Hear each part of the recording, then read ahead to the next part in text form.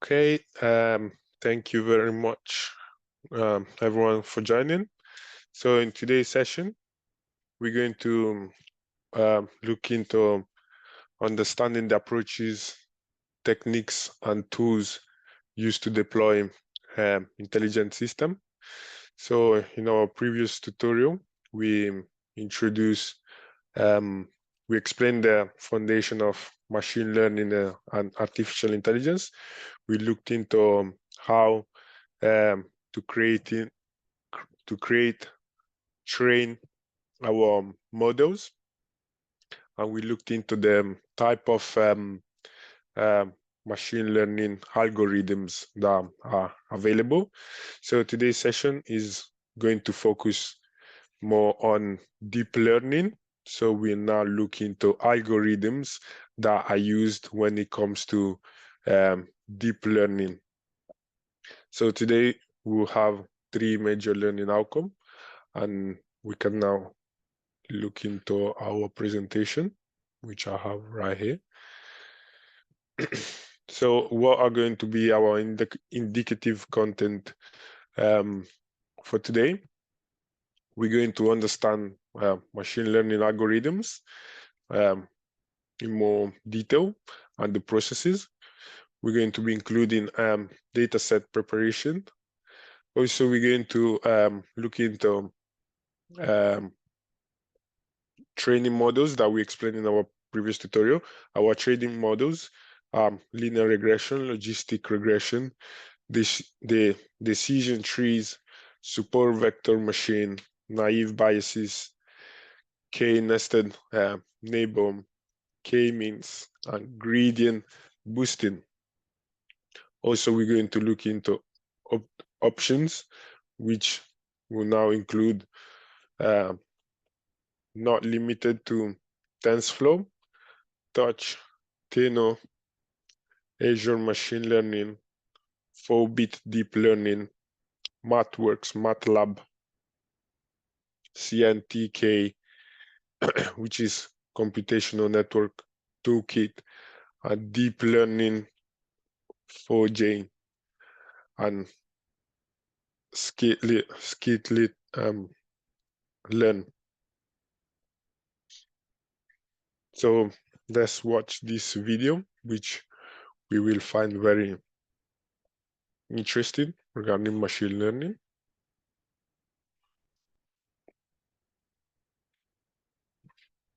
Okay, 1 second. Let me just get the video.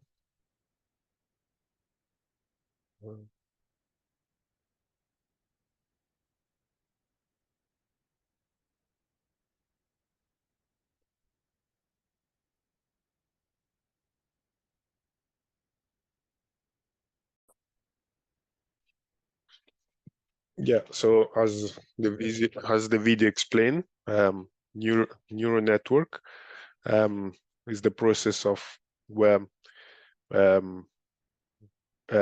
artificial intelligence can now replicate human brain, and you have the ability to recognize images.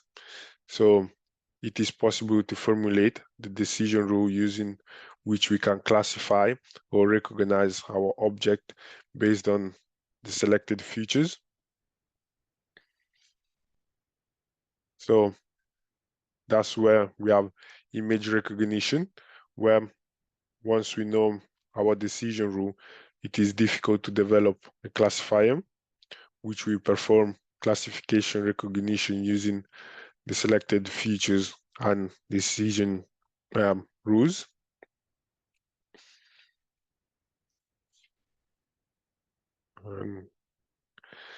That's where we use neural network, where this is now going to inform processing paradigm inspired by biological neurosystem, such as our brain. So neural network tries to replicate the human brain in order for them to recognize images or patterns, or even recognize music or so on. So when it comes to image recognition, when with the decision rules and classifier, this is the most recognized classification problem. So with the formalization of the decision rules, it is very complicated or impossible at all. So neural network is simply a tool which we can accumulate knowledge from the learning process. So by training our model, we now have the ability to improve our neural network tool.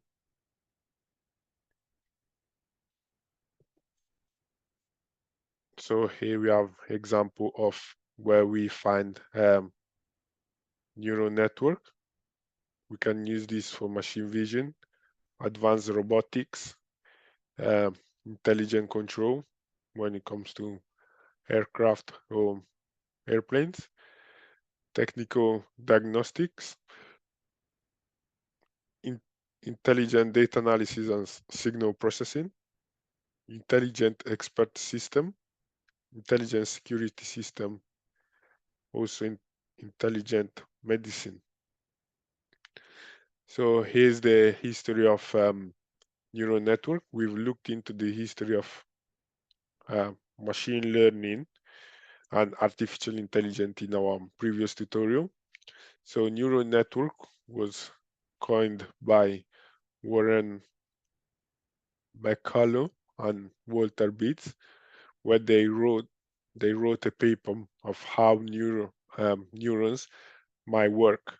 So they model a simple neural network with electrical circuits. So we all know that neural network work like human brain. So we all know how our brain, how human brain works. So human brain pretty much work like an electric circuit where we have our neurons that will receive these signals and they now have the ability to process them. So as you can see, there is a massive parallelism between a neural network and human brain, where brain computer has information or signal processing system. So they both composed of a large number of simple processing elements called neurons, and these neurons are interconnected by a various number of direct links, and these are now called connections, and they cooperate with each other to perform parallel distributed processing in order to solve desired computation tasks. So when it comes to the connection, this we can now see that brain computer is a highly interconnected neural system, where in such a way that the state of one neuron affect the potential of all the large numbers of neurons, which are connected accordingly with the weight and strength. So we also have associative distribution memory, where storage of information in the brain is supposed to be concentrated in a synaptic connection of our brain with a neural network, or more precisely in the pattern of this connection and strength, which are called weight. So here's how a biological human neurons look like, where in the human brain we have approximately 1011 neurons, and they are densely interconnected to each other, and each neuron connected to an average of 104 other of them. So neural network really try to replicate how a biological neuron works. So by looking at our biological neuron, we can see that we have soma, or body of the cell. It is now the large round center body that processes the information, where incoming action and are now converted them into output actions. So the neuron biological brain will now have an input where receive signal is going to process it through the soma. And then we have axon, which is our output, and it is a nerve fiber attached to the soma, to the body, which can now serve as a final output channel of our neuron. It acts as transformation lines that sends action to other neurons. And also the input part of our neuron is called dendrites, and is a branching tree of fibers attached to the soma. So brain function, brain neural function, which are basically our thoughts, will now occur as a result of firing of our neurons. So neurons connect to each other through synapses, where our synapses is now going to propagate action potential. So it's now triggered by spikes or electrical impulses, and these are going to now release neuro transmitters.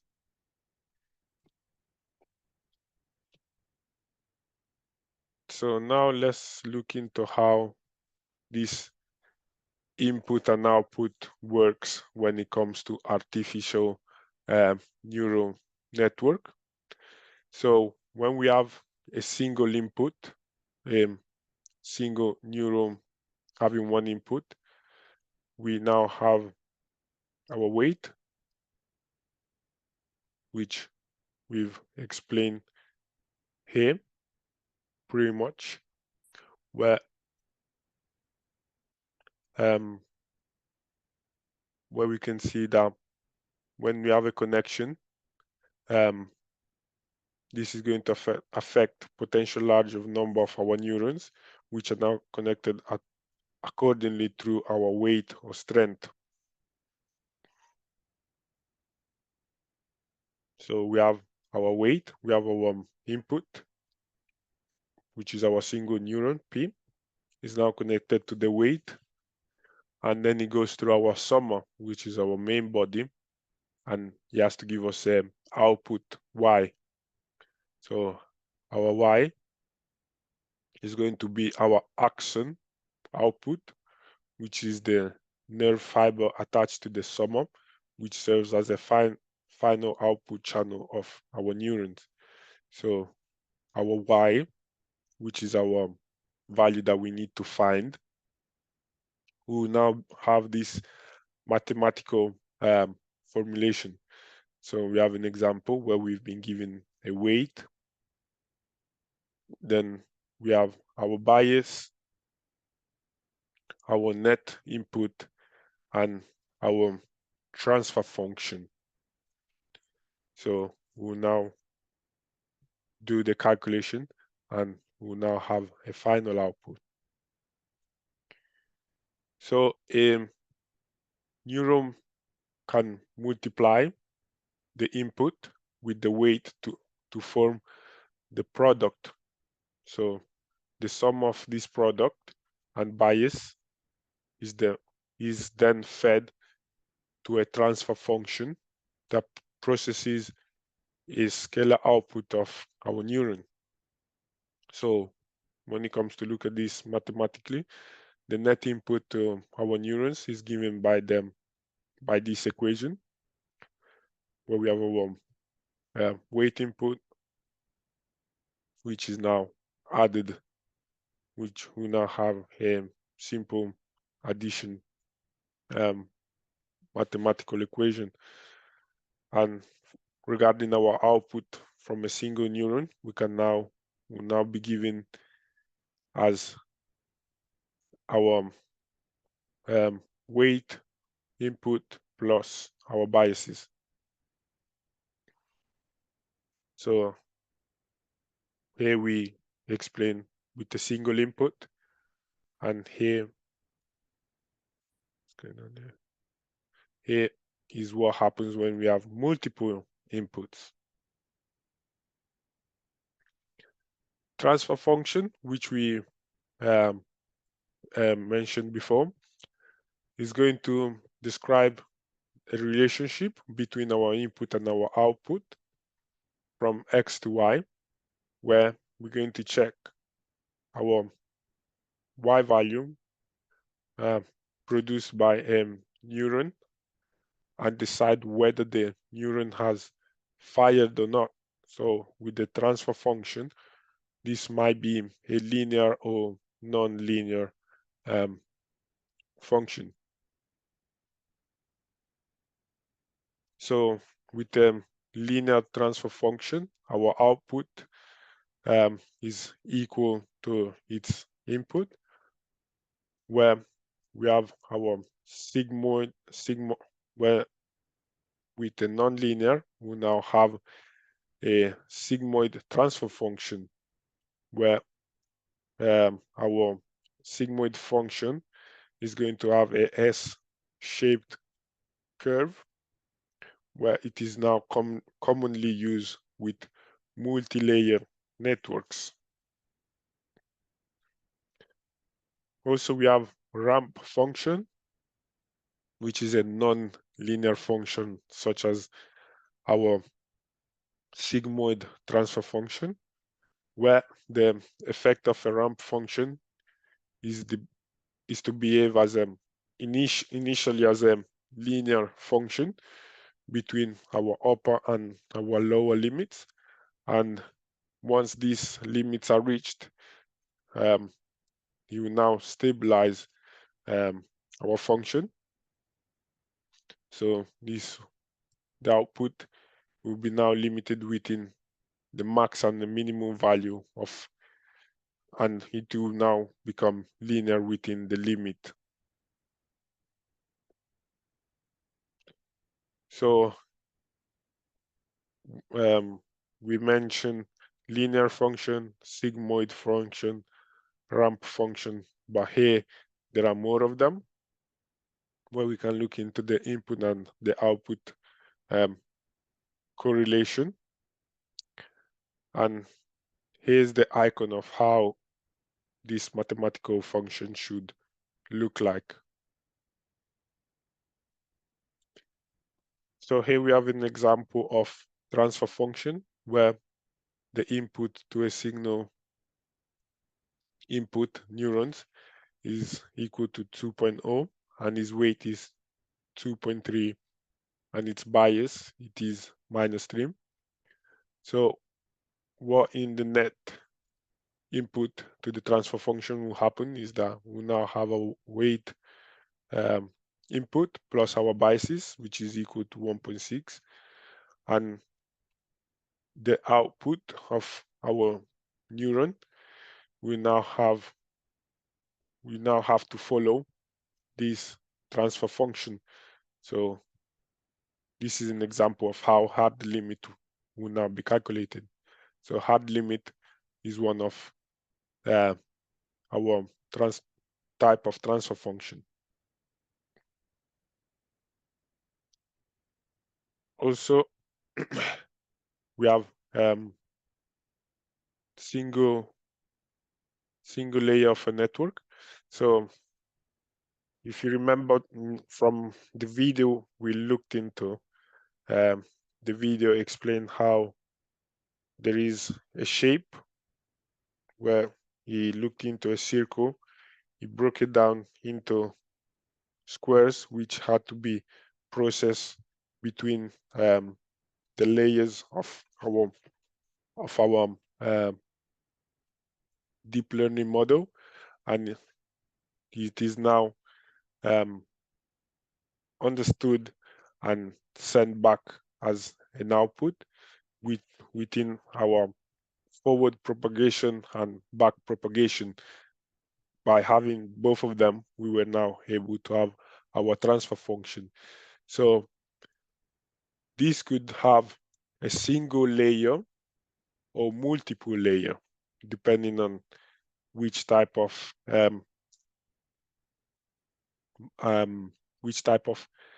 deep learning we're trying to classify. So when it comes to a single layer of neurons, these are going to consist in several neurons which are connected to the applied input, and we already know these are going to now include our weight matrix, the sum of biases vectors, and our transfer function. So each element of our input vector P is connected to each neuron through our weight matrix W. So here is how one layer of neuron is going to look like, where we have R input and S neurons. Each element of this input vector P is connected to each neuron input through our weight matrix. So here we have more example of our mathematical equation, where we've been given two input of neuron with following parameters. So we have our bias, our weight value, and our input value, and we're now going to calculate the neurons output for the following transfer function. So with a single layer neural network, this is going to have an output that will be now limited and continued over the range of 0 and 1.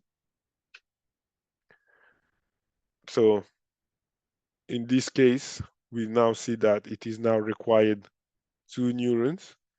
One of each is going to have output, and they're required with one input.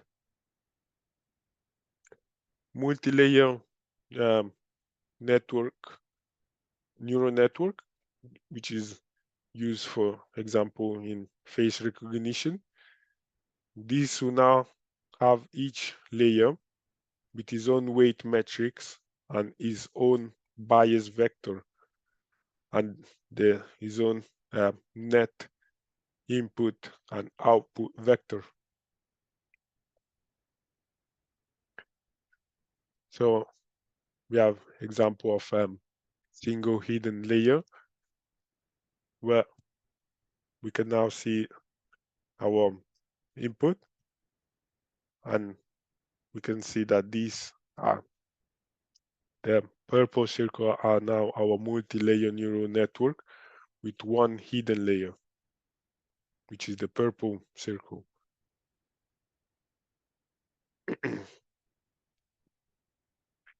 So as we see, this is how multiple hidden layer will look like, and they'll allow us to do our back propagation, our forward propagation and back propagation, in order for us to have our transfer function.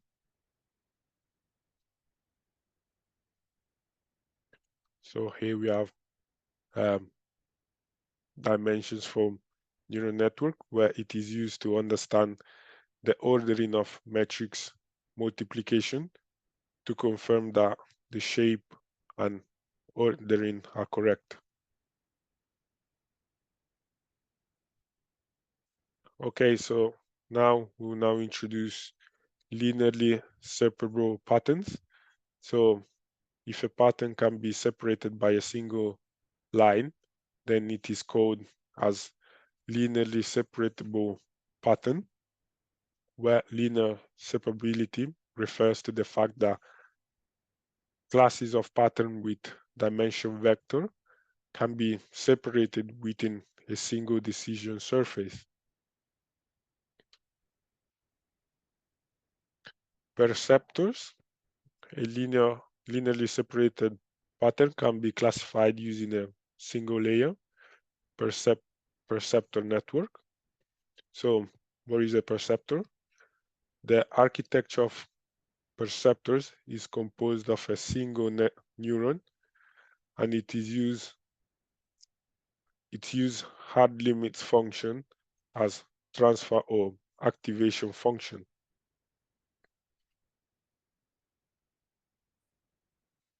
So perceptor will now going to adjust the weight to achieve our required output.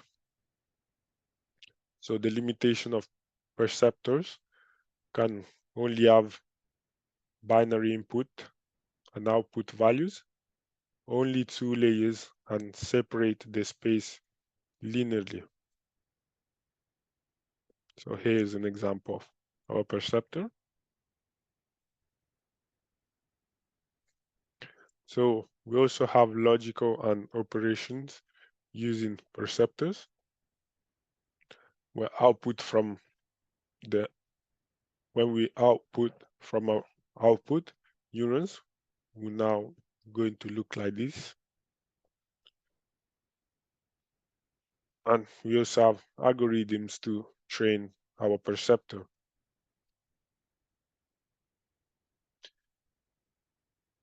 So we also have logical and operation using our perceptors. And here's a table that shows how the actual output and final weight will now look like. Okay, so now we've come to look into back propagation. So during the video, we looked into when they explain how our multi-layer network will now send signal to our machine learning model, and you will now our deep learning model will now send back will now send back the back propagation. So feed forward neural network tend to be straightforward network that associate input with output in forward direction, only without any feedback connections. So when it comes to learning feed forward network, when we have a perceptor, there is only one weight for each input and only one output, where in a multi-layer network there are many weights, each of which contributes to more than one output. Learning in a multi-layer network will now proceed the same way as for a perceptor, but in this case, a training set of input patterns is presented to our network, and the network is now going to compute the output patterns. And if there is an error, or in the other words, a difference between actual and desired output pattern of the weight, this is now going to be adjusted to reduce the error values. So back propagation is simply a process of reducing this error, where training input patterns is presented to a network input layer. So the network then propagates the input patterns from layer to layer to the output layer, where output patterns is now generated by our output layer.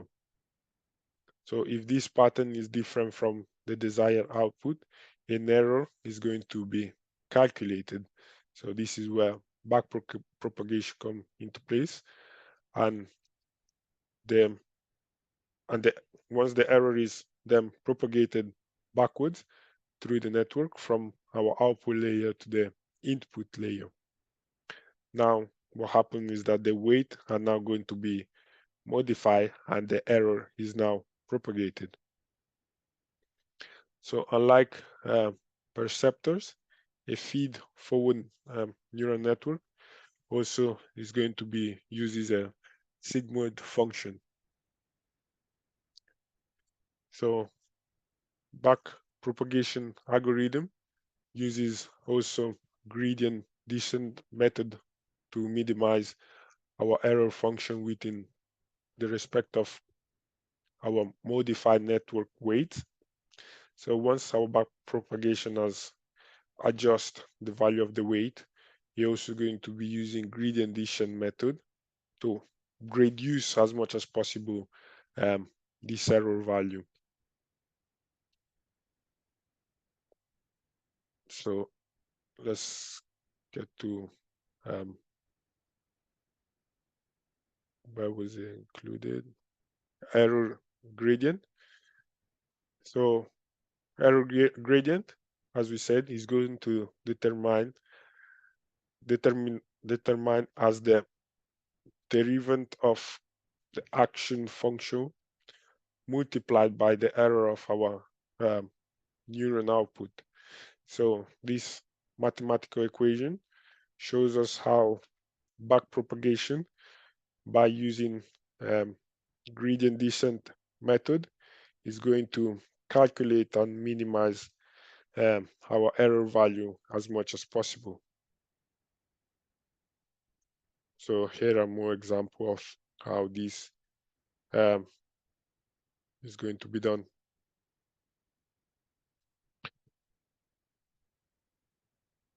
Also here we're going to look into generalization versus specialization, where optimal number of hidden neurons, where we have too many hidden neurons, we're now going to get an overfit trained set of memorized, where these are now going to make our network useless on new data sets. So we now have too much data integrated, so we need to optimize them. Overtraining also is the process where we have too much example, then our memory, our backpropagation is memorize the examples instead of general idea. So that means we've now overtrained our neural network. Applications are going to use for prediction when it comes to learning from past experience. We're going to pick the best stock in the market, for example, predict whether identify people with cancer risks. Classification, as we mentioned before, is going to look into image recognition, predict bankruptcy for credit card companies, risk assessment, and so on. Recognition, where we're going to look into pattern recognition, such as face recognition as well, character recognition, and also handwriting, where we're going to have a processing check. And lastly, we have data association, where we're not only going to identify characters that were scanned, but we're also going to identify when the scanners is not working properly. Then we also have data conceptualization and data filtering, and also planning, which is looking for the unknown environment, sensor data where they're noisy, and fairly new approach to planning.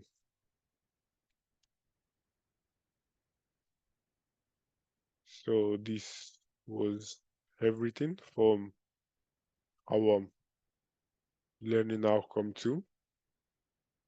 So is there any question for me?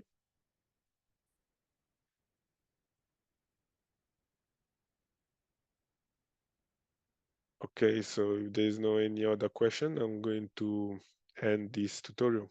Thank you very much for joining.